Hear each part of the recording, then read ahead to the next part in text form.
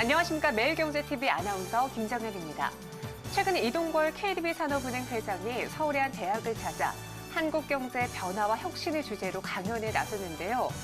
금융과 산업계 전반의 변화를 이끌고 있는 이동걸 회장이 왜 지금 혁신이 필요한지에 대해서 이야기를 했다고 합니다.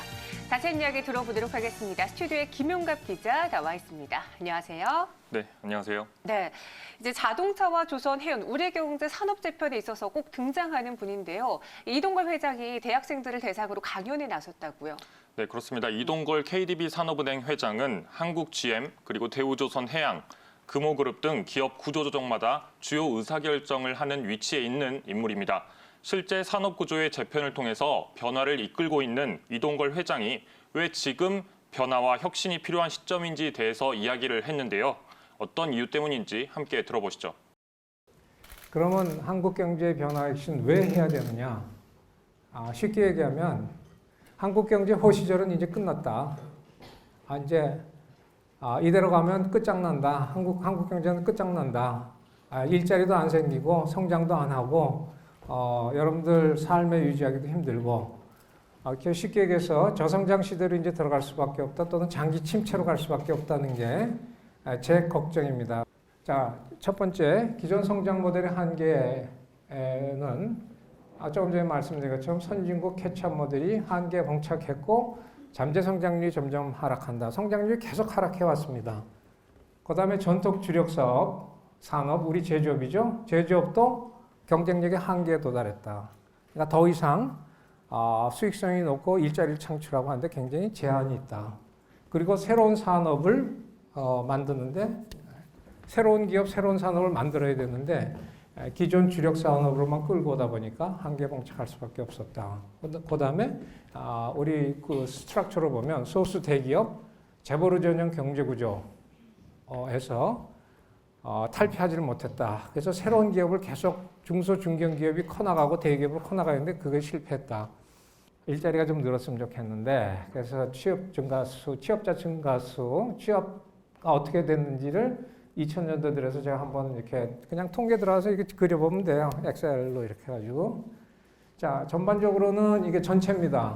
1000명인데 이렇게 좀 들쭉날쭉하지만 조금 감소하는 추세로 보이는 거를 여러분들이 보실 수가 있겠죠. 자, 근데 이제 연령대로 보면 왜 젊은이 일자리를 못 만드느냐, 이 정부가 하고 비판을 하는데 그러면 그동안 많이 늘었냐? 2000년대부터 2013년까지 계속 마이너스였습니다. 20대, 여러분들 졸업한 20대에서는 일자리가 오히려 계속 줄고 있었어요. 10몇 년 동안. 그게 추세였어요, 우리나라에. 30대, 들쭉날쭉하지만 이렇게 감소하는 게 너무 확연하게 보이죠. 그죠? 40대도 계속 감소합니다. 50대가 조금 늘어났다가, 그러니까 젊은 친구들은 취직을 못하고 50대가 늘어났다가 그마저도 2010년에 꼬꾸라지고 있어요.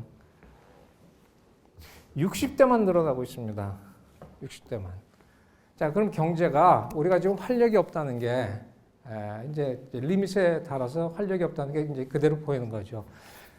프라임 타임 에이지에서 일할 분들은 숫자가 고용이 계속 줄고 있고 오직 늘어나는 거는 60대만 늘어난다. 이거는 우리 경제가 뭔가 잘못돼도 굉장히 잘못됐다. 이대로 계속 간다면 점점 더 어려워질 것이다. 하는 걸 쉽게 알 수 있을 겁니다. 그죠? 자, 왜 그러냐? 이 산업별로 보면요. 자, 이게 제조업 취업자 비중과 GDP 비중입니다. 이 꺾은 금은요. GDP 전체에서 제조업이 얼마나 차지해서 생산하느냐 하는 그 비중을 나타낸 건데 60년대 우리가 산업화를 하면서 제조업의 생산 비중이 계속 늘어나고 80년대 후반에는 7, 8%까지 피크를 이룹니다. 그게 제조업이 계속 성장하면서 우리 경제를 이끌어왔던 거고요. 자, 그때까지는 일자리도 계속 제조업 쪽에 일자리가 많이 생깁니다. 그래서 일자리가 굉장히 풍부해서 누구나 취직하려면 취직할 수 있고 자기 커리어를 쌓을 수 있었던.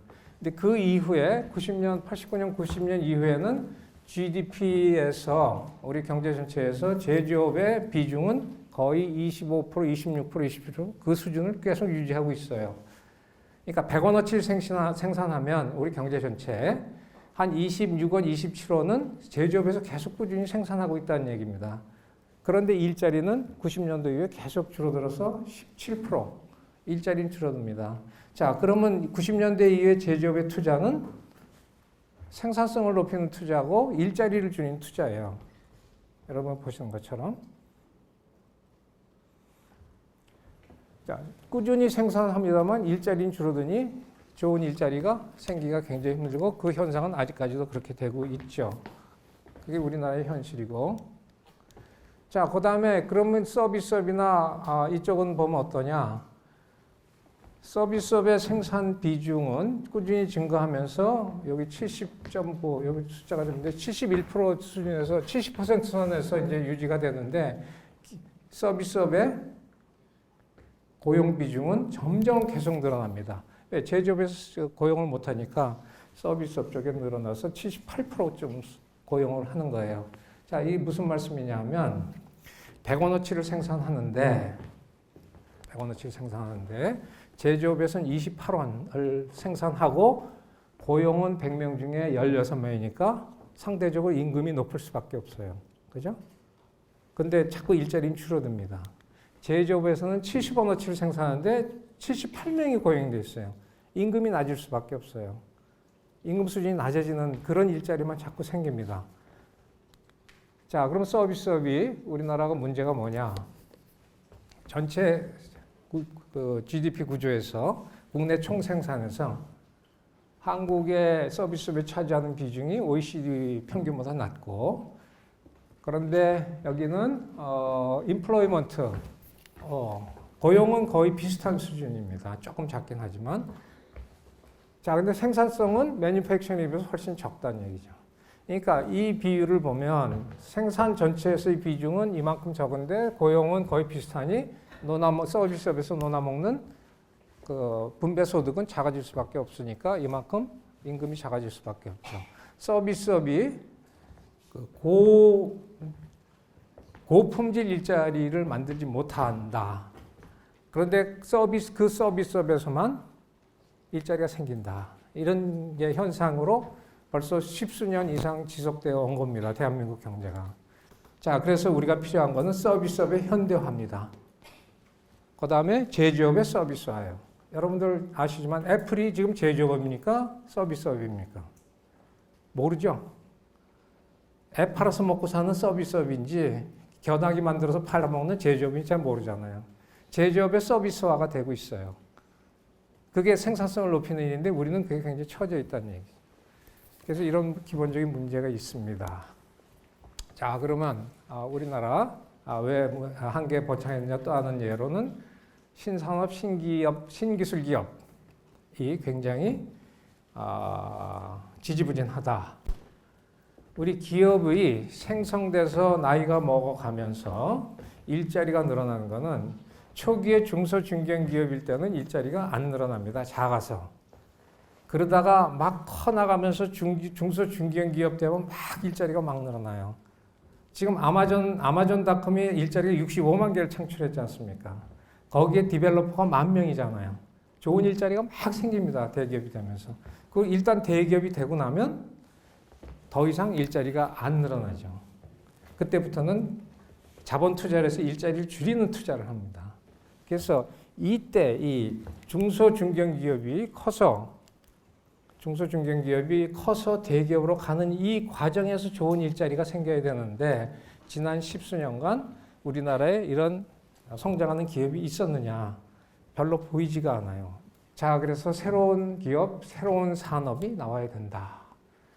자, 그럼 두 번째로 인구 감소와 인구 구조 때문에 우리가 경제 사회가 굉장히 변동을 할 거다. 여러분들 잘 아시니까 깊게 얘기할 건 없고요. 생산 가능 인구는 벌써 줄기 시작했고 고령화율은 점점 높아집니다. 2060년이 지나면 고령화율이 거의 50%. 고령화율이 50%라는 건 인구 전체의 반이 65세 이상 인구라는 얘기입니다. 노년부양비라는 게 있습니다. 우리 인구 구조를 얘기할 때 경제학적으로도 굉장히 중요한 얘기인데 분모에는 15세에서 64세 인구를 놓고 분자에는 65세 이상. 그러니까 분모에 들어간 거는 경제활동 인구라 그래요. 경제활동 인구를 분모에 놓고 분자에는 피부양 인구, 노인 인구를 두고 그 비율을 봅니다. 그 다음에 유소년 부양비는 분자의 14세 이하 인구를. 그러면 과거에는 유소년 부양비는 굉장히 높았는데 노년 부양비는 굉장히 낮았죠. 인구, 일할 수 있는 인구 100명당 피부양되는 인구가 몇 명이냐? 60년에는 5.3명이에요. 그러니까 100명의 젊은 이 활동적인 사람이 일을 하면 5명의 노인을 사회적으로 부양하면 되는 굉장히 부담이 없는 사회였어요. 그 시대에는 애들이 많았기 때문에 애들을 키우면 또 다음에 경제 활동을 할 수 있고 인재가 될 수 있는.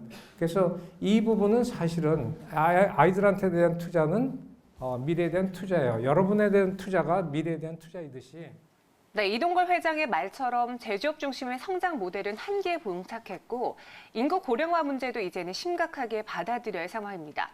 그렇다면 무엇을 어떻게 바꿔야 할까요? 네, 한 명의 천재가 10만 명을 먹여 살린다 이런 말이 있죠. 네. 이동걸 회장은 혁신을 위해서 이 같은 인식을 바꿔야 한다고 주장했습니다. 이 회장이 한국 경제의 혁신을 위한 방법들을 이야기하자 학생들의 예리한 질문이 이어지기도 했는데요. 함께 들어보시죠. 경제활동 연령을 연장하자. 그 다음에 두 번째, 경제활동 참가율을 제고하자. 분모에 들어가는 숫자를 더 늘리자는 얘기입니다. 지금 일하는 사람을 더 일하게 하자. 특히 여성의 경제활동 참가율을 제고하자 하는 얘기입니다. 그 다음에 생산성을 제고하자. 똑같은 사람이 옛날보다 더 많이 생산하게 하자. 기술 투자라고 해서 옛날에 100개를 생산했다면 120개를 생산하도록 만들면 100명이 120명으로 늘어나는 효과가 있잖아요. 그죠?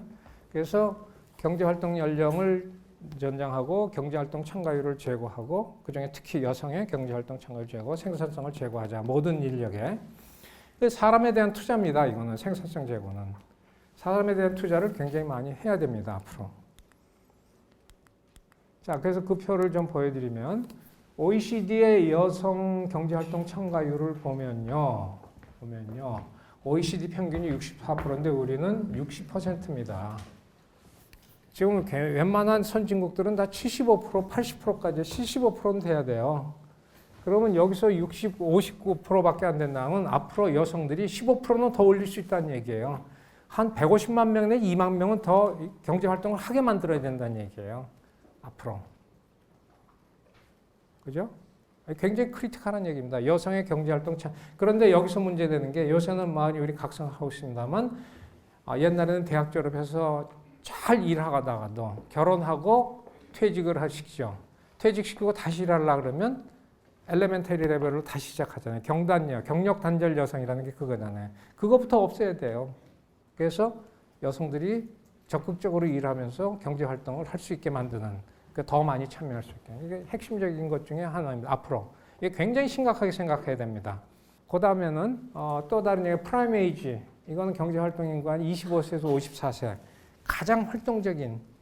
그걸 보면 지금 우리 64%밖에 안 되는데 남자는 지금 80%, 90%, 85% 육박하지 않습니까? 이것만 그만큼 올려줘도 여러분들이 앞으로 활동할 때 여성들이 경제활동하면서 지금 임금보다 훨씬 더 많이 받고 더 많은 컨트리뷰션 할 수 있죠. 여러분들 잘 아시면 여성의 평균 임금이 남성의 60%밖에 안 된다 그러잖아요. 그 60%를 100% 만들어주게 여건을 만들어주자. 그럼 그만큼 더 생산하는 거다. 이게 굉장히 심각하게 생각해야 되는 문제인데 아직도 심각하게 생각들 안 하. 이 모든 문제들을 별로 심각하게 생각 안 하시는 분들이 너무 많아요. 말로는 심각하다 그러지만 별로 심각하게 생각을 안 합니다. 그래서 걱정이 되는 거고요. 자, 그 다음에 세 번째로는 왜 우리나라 변화 혁신이 꼭 필요하냐. 세 번째로는 과학기술이 변화. 갑자기 우리 기업이 인재 한계에 도달했고 산업이 한계에 도달했는데 또 사회도 인구 문제 때문에 한계에 도달하는데 기술적으로도 대변혁이 생기는 거예요. 이거는 멀쩡한 기업도 이제 망할 수 있다. 멀쩡한 기업도 망할 수 있는 그런 여건이 된 겁니다. 여러분 4차 산업혁명은 기회이기도 하고 충격이기도 하고 위기이기도 해요. 4차 산업혁명의 내용은 여러분들이 잘 아실 테니까 생략하죠. 빅데이터다, AI다, 뭐 로봇, IoT, 의료 바이오, 3D 프린팅 뭐 이건 얘기를 할 시간도 없고 여러분이 잘 아니까 스킵할 텐데 단적으로 얘기하면 disruptive technology라고 합니다. 모든 거를 뒤집어 엎는 테크놀로지라고 합니다. 쉽게 얘기해서 삼성전자가 10년 뒤에 망할지도 모른다. 이대로 가면 잘못하면 10년 뒤에는 현대자동차도 망할지도 모른다. 그런 얘기 많이 하잖아요. 뭐 게임 체인저라 그래요. 게임이 확 바뀌어버리면 쉽게 얘기해서 여러분들이 이제 잘 아시는 거지만 자동차 산업이 앞으로 자율주행으로 간다. 그러니까 공유 시스템으로 갈지 소유로 갈지 우리가 자동차를 일일이 다 사지 않고 공유로 갈지 그러면 자동차 회사는 물건을 파는 회사가 될지 아니면 그걸 서비스로 렌트를 해주는 회사가 될지 몰라요. 자동차 회사는. 그 다음에 기술적으로는 자율주행차가 누가 이길지 몰라요. 그죠? IT 회사가 이길지, IT 회사도 자율주행차고 자동차 회사도 자율주행차입니다. IT 회사가 이길지 자동차 회사가 이길지 몰라요. 구글이 이길지 GM이 이길지 몰라요. 구글이 이기면 기존의 자동차 회사들은 굉장한 감원 바람이 불 겁니다. 그 다음에 또 전기 자동차가 될지 수소 자동차가 될지 이런 대격변기에 잘못하면 그냥 갈 수 있다. disruptive technology가 된다. 그래서 우리가 이걸 심각하게 받아들이고 엄청난 투자를 해야 된다 하는 게 이제 결론으로 도달하고 우리가 많은 사람이 그런 얘기를 합니다만 과연 우리 기업, 우리 정부, 우리 사회, 우리 언론이 이거에 대해서 심각하게 생각하고 그런 걸 지지하냐. 레이버와 캐피탈을 투입해서 하는 자원 투입형 성장만 갖고 한계가 하니 이제 생산성을 높이는 혁신 성장으로 갈 수밖에 없다. 그 다음에 성장 과실의 배분이 불평등하고 불균형 성장하면서 부채 의존형 성장하고 이것도 서스테이너블 하지 않으니 이제는 포용적 성장, 균형 성장, 소득 의존 성장으로 가자. 이게 소득주도 성장이에요, 사실은. 이게 포용적 성장을 표현을 그렇게 했을 뿐이에요, 정치적으로. 그래서 저는 그 표현을 굉장히 싫어했습니다. 이건 국제적으로 모든 기구에서 또 페이퍼에서 많이 해요. 인클루시브 그로스라고. 자, 모든 사람이 성장 과실을 공정하게 나눌 때 이게 서스테이너블 해준다. 포용적 성장 해야 됩니다. 더 이상 부채 의존형 성장 안 하는 거니까. 그 다음에는 공정한 게임을 해야 돼요. 공정한 게임을 해야 혁신 창업 기업이 살 수가 있습니다. 그리고 인재 육성을 해야 돼요. 얼마 전에 어떤 그 대기업의 회장님께서 한 명의 천재가 10만 명을 먹어 살린다 이런 말씀을 하셨는데 그 사실 맞는 얘기가 아니에요. 한 명의 천재가 10만 명을 살리는 게 아니라 천재 한 명을 키우려면 만 명에 투자를 해야 됩니다. 천재가 어디 하늘에서 떨어지는 게 아니에요. 어디서 뚝 따와서 한 명의 천재 기다리고 앉아 있었더니 한 명의 천재가 내려와서 10만 명을 먹어 살리다. 그거 전혀 그거 아닙니다. 우리 기술의 발전이나 이런 거는 축적된 결과로서 이렇게 나오는 거지 어떤 한 사람의 천재가 나와서 이렇게 떨어지는 게 아니다. 그래서 천재 한 명을 키우려고 한 명의 천재가 나타나기 기대하지 말고 우리가 천재 한 명을 키우려면 만 명에게 투자를 해야 된다는 생각을 가지고 꾸준히 투자를 해야 된다. 투자를 굉장히 많이 해야 된다는 얘기입니다. 많이 해야 돼요. 자, 이런 얘기를 많이 해요. 외국 사람들이나 기업하는 사람들, 외국과 관련된 첨단 기업 산업 얘기를 들으면 대한민국 인재가 굉장히 유능한데 어떤 식으로 그냥 태스크를 주면 굉장히 잘한대요. 태스크를 주면 잘한대요. 근데 태스크가 뭔지를 만드는 거는 굉장히 못한다는 얘기예요. 네가 알아서 태스크를 만들어 봐라 그러면 어떡하냐고 못한다는 얘기예요. 그러니까 퀘스천을 만들 줄 알아야 되는데 그게 창의성인데 우리 인재가 굉장히 일을 잘하는데 우리 환경이 그런 기존 환경에서 어떤 기득권에 도전하면서 새로운 거를 과감하게 할 수 있는 그런 환경이 아니었다는 얘기죠. 그걸 다 풀어줘야 돼요. 다 풀어줘야 됩니다. 저희가 부실기업으로 대우조선을 맡아서 많은 액수를 지원해서 여태까지 살려왔고요.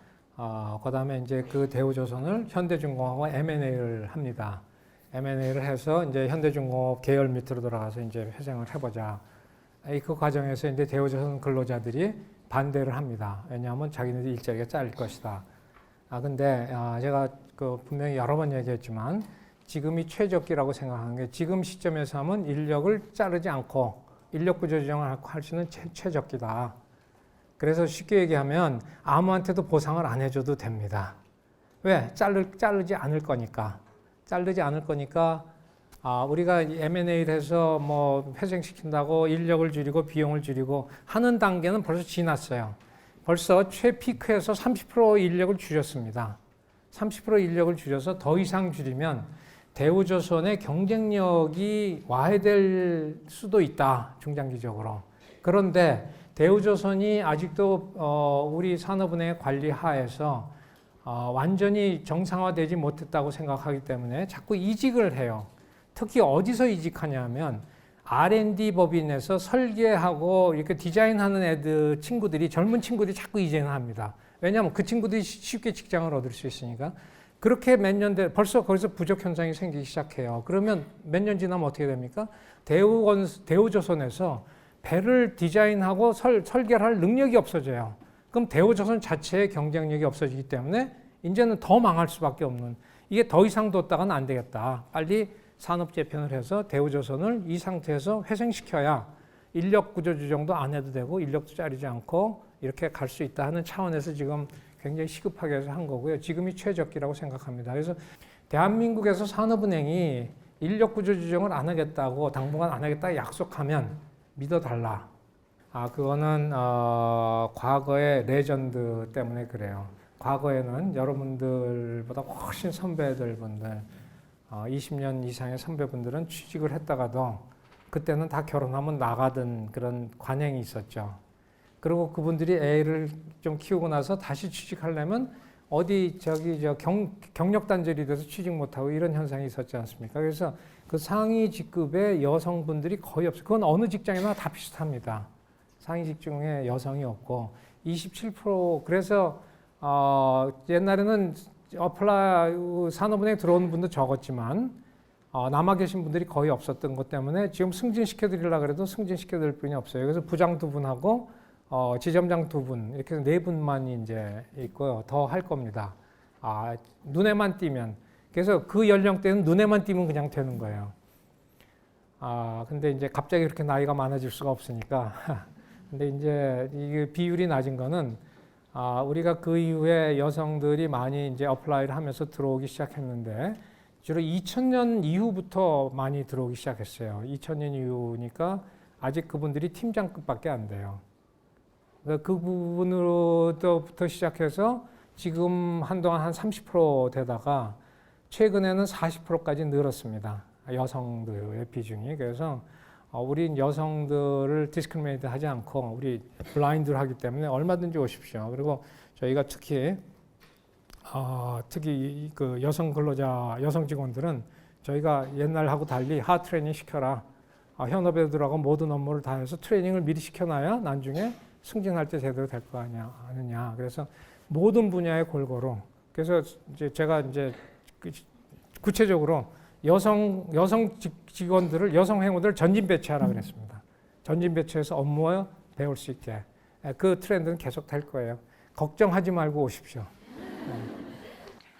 네, 이동걸 회장의 말처럼 모두가 혁신을 말하지만 정작 혁신의 필요성을 절실하게 느끼지 못했던 것은 아닌지 생각해 보게 됩니다. 오늘 저희가 준비한 쇼는 여기까지고요. 다음 주 이 시간에 찾아오도록 하겠습니다. 시청해주신 여러분 고맙습니다.